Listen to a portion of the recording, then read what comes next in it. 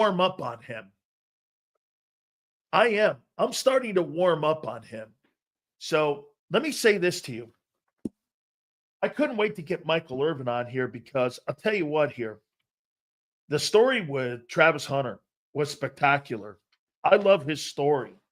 And we got a couple minutes here with Mike and get his overall takeaway on what he thought of the NFL draft first round last night. And let's bring him up here right now, our friend. There he is, playmaker. We had it going on last night, did we not have it going on last night? Dude, what that feel like, Dan? Dan, what's up, baby? First of all, you know I love you. How you doing, my brother? I love you too, Michael. How you doing, I'll tell you what, I thought of you last night, and I said, damn, it looked like old times last night. All that sitting at the top of the draft. So good. That felt so good. I ain't lie. I said the same thing, D. It's been a long time since we've seen that first pick do that right there. I had to I ended my night last night thanking Cam Ward, woke up this morning thanking Cam Ward for jumping in with us and me seeing that. Yes, that was so beautiful, man. And it's the first thing he did. I said, I'm so glad that he rebirthed that moment with us again. And hopefully, Carson Beck be doing the same thing next year. You know what I'm saying? Mike, give me your initial takeaway from what happened last night. And let's start with the big story with Shador last night, not going in the first round. Your takeaway on what you saw last night. That was mind-blowing. And it was, really baffling. Really baffling. Because I've gone to enough games, I've seen enough of Shador. When I hear people talk about, I'm like, okay, where's the deficiency here? Is it arm strength? You have never seen him stand on one hash, Dan, and throw an out route on the other hash, and that ball got dirty. So you know he has the arm strength. You haven't seen his deep balls all fall short. He has, and don't tell me, oh, he can't run. There are many quarterbacks that he can run faster than in this league right now. So I'm absolutely blown away. I don't see anything on a football field that will require this. I know the demand it is to find a young, talented quarterback. This was the most accurate quarterback in college. How is this happening? I don't understand it, and it blows my mind. What did you there were two teams too that you could think of, the Giants and the Steelers. Right. Are the Steelers really that sold? Because the word is that as soon as that pick was taken for that defensive lineman, they were on the horn again with Aaron Rodgers. Right. They're looking at the micro right there in Pittsburgh and not the macro, right, Mike? They're not looking down the line here. But and when I saw this, it made me look deeper to what's going on here. There's no way they would not give Mike Tomlin his quarterback. They've never given him a quarterback. This was the opportunity, and I thought this is perfect. Pick them 21. That's Dion's number 20. This is perfect. This is perfect. That one right there is where the bottom fell out. 21. I just said, man, I was shocked the Giants didn't do it at 3, but the Giants climbed back in and got a quarterback. I can't be mad or have any side eye when they said we'll take this quarterback over that quarterback because they needed a position of quarterback. I'm shocked that you took that one guy over Shador. You took Dart over Shador. I'm shocked. But that may be their personal preference, and they may think that I'll have to let that go. They still got a quarterback. And if the Giants got out of that round without a quarterback or jumped back in and didn't take a quarterback, then I would have been like, what the hell? Something's going on that we don't know. But that's the feeling I got at 21, when 21 came and gone. And Pittsburgh, yeah, they needed a defensive line, but you needed a quarterback. That was the shocker. I think the Eagles picked, we're based in Philly here, so let me say this to you. I think the Eagles picked Jihaad Campbell because they see Micah Parsons. They see a guy that they can play at the edge. They can put him in a 9. I think he's going to be outside. And here's a guy like with Micah. You move him all up and down the line of scrimmage. You can move him inside. You can put him off ball, Mike. You can put him. And the game is played so much more in space today. You're looking for versatility today versus when you and I were in, it was more cookie cutter. You're a defensive end. Right. You're a defensive tackle. You're this. Today, these guys are more versatile. And what you make of what the Eagles are doing in the offseason here and where they are right now is moving forward? And the Eagles have done a wonderful job, man. I mean, really have. And I still confess I was the first to call out the possible dynasty that I saw brewing in Philadelphia. And they've done a great job. I'm talking about going to get all of the guys from Georgia, bringing in all of that connectivity, Dan, putting it on a defense. And then, like you're talking about, the game is so versatile right now. You need those versatile players. And they're out there, D. They're out there. We're getting guys like you talk that these guys are 250, 60 pounds running 4.5s. You know, being able to shift their hips and turn. It's incredible what's happening. So yeah, the Eagles been doing it. They've done a great job. And the best thing they did was really boost up that locker room with Saquon Barkley. Everybody's talking about how many yards he produced. What you're missing out on is what grace he brings in that locker room when he's teaching an A.J. Brown. You can be a star and a leader, and you don't have to care. When he goes down and he's got 73 yards in front of him, it's not about me, it's about we. I'm telling you, that's powerful stuff. I know you got limited time here, Mike, so let me ask you about your boys now. Why did and again, help me out here. And again, it's not Jimmy with the value chart. We had Coach Johnson on last week with us here, and we were talking to him about this. Why wouldn't the Cowboys move down in the draft or draft that kid Tyler Warren, put that guy out there at tight end, go down in the draft and get one of these offensive linemen, or maybe even trade back in like the Giants did? I mean, offensive line, they're at that pick. I don't hate the pick, Mike. I just think there were more options for them out there for them to be able to improve some holes that they have on their team. Maybe you see it different. No, all week I cried, yearned, and yelled about going to get a playmaker. A playmaker. Let me tell you what. Those 3 years prior to last year, the Cowboys went 12-5 each year, Dan. 12-5, 12-5, 12-5. 1 year, I think we put about 30 points a game. And the next year, about 27, and 1 year, about 28. So it averages out about 28.5. Last year, we dropped down to 20 points a game. I wanted that receiver like Tat McMillan. I wanted a Genty so I could find 7 more points to get back up to that 12-5. I know they have a lot of spots that they need help on, and we're not going to be able to fill them all. So my thought was, let's powerhouse one side of the ball. So, and then find players on the other side to come together and play tight. That didn't happen. Both of those guys were gone. Now, I was with you until when they made the pick, and I'm sitting there like, oh. But then, like you, I know what it takes to do 3 great things on a football field. After I said, oh, we took a line, and I said, wait a minute. Yeah. Wait a minute.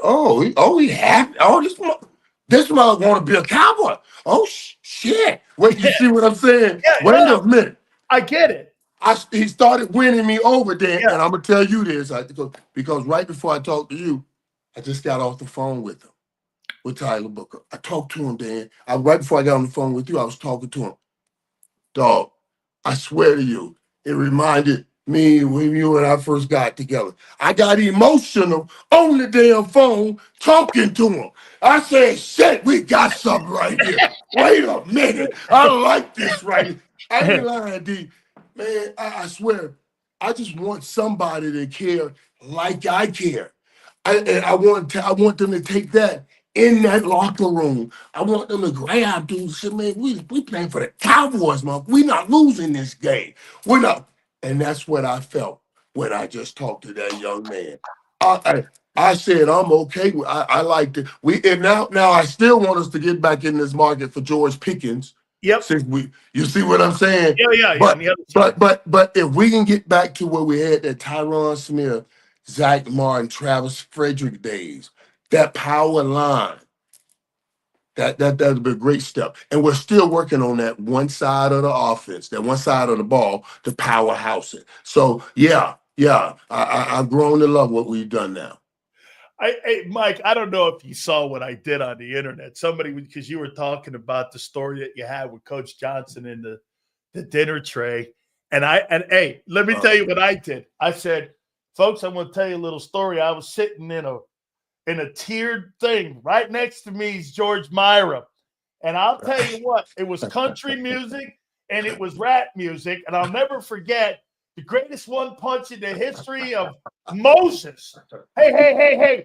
And I remember you walking up to me going like this, going, whose side you on? You know I'm on your side, but I'm on the Cage side here. We got to get this thing back in order here, man. I mean, hey, and I thought about one more other time too, dude. Let me tell you this. I know you. That's why. So hang on here. So check it out. I know you. So Winston Moss walks up to me and goes, come on, you're coming with me. Here's you. You go like this because this is, I think, one of the first times you played Dion in '86 because he was a year behind you and you were right. And all of a sudden, Winston comes up to me, you come up to me, and Jerome comes up to me. Come on, we're going to prayer service. I go, what? I'm not going to no prayer service. And I said, no, we got a kid by the name of Pablo Lopez that we have to go. And I'm in there going, we're gonna what? He goes, listen, we all grew up with these guys. We all grew up together. Okay. Yeah. I'm in there praying, folks, for the passing of this really kind soul. I found out later, Pablo Lopez. Yeah, there we were, Miami Hurricanes and FSU guys. And then we go out there and beat the bejesus out of one another out there. Right. And I thought about all the great times and all the things you and me all together, man. And the climb to greatness for you, man. I mean, all that stuff back in the day, that was all phenomenal stuff, brother. Oh, I know that he loved that story too, man. It was just good. Hopefully we can connect back here with him just a little to say goodbye here. But, I mean, yep, she sure did, man. Absolutely. I love Michael Irvin will always be my brother. And I will always defend that guy. I don't care. My wife asks me all the time, and my kid goes like this to me. Sills, there's a little bit of a resume there. And I go, I don't know what you're talking about. She goes, oh, my daughter says. My daughter goes, so you'll take shots at other people, but you won't take shot at your boy playmaker. I go, no, that ain't happening. I got too much shit on that guy. He got too much shit on me. Oh, man, that was absolutely awesome, man. All right. It's all good. So I think Mike's phone died. Click back on. Let me say goodbye. Say good. Let me say goodbye. Keep you 2 seconds. Click back on. Okay. See if we can get him for 1 second. If not, all good. That was awesome. I love that guy, man. I'm sorry. Man, we won. I'm going to tell you this one more time. Me and that guy, we lost one game in 3 years. And we owned college football. That was a fun time, man. Outside of my kid being born, being a Miami Hurricane, best thing on the planet.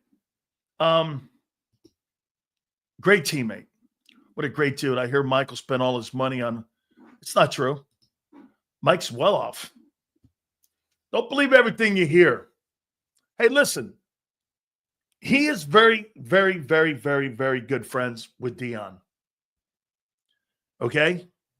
He is very good friends with Dion. And he is going to be very close to, and Shador is very close to him. He might be his godfather, if I'm not mistaken. Okay? This is the reason why Dallas thinks, Michael thinks everybody wants to be a Cowboy. It's not true. Well, I just think Jerry's lost his way on how he runs his team. That's what I think. Are you on the 30 for 30 Sills? I'm on the first one to you. Loyalty? Absolutely 1,000%. I am loyal to Michael Irvin. Absolutely. And by the way, every one of those guys are dear and close friends of mine. Those Hurricane teams were the most fascinating college football teams ever. Correct. Absolutely true. No,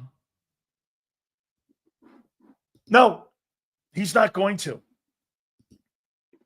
Come on, Sills. That wasn't good pick for the Cowboys. No, I'll tell you what. He's an IMG guy. He went to Alabama. They've got to replace Zach Martin.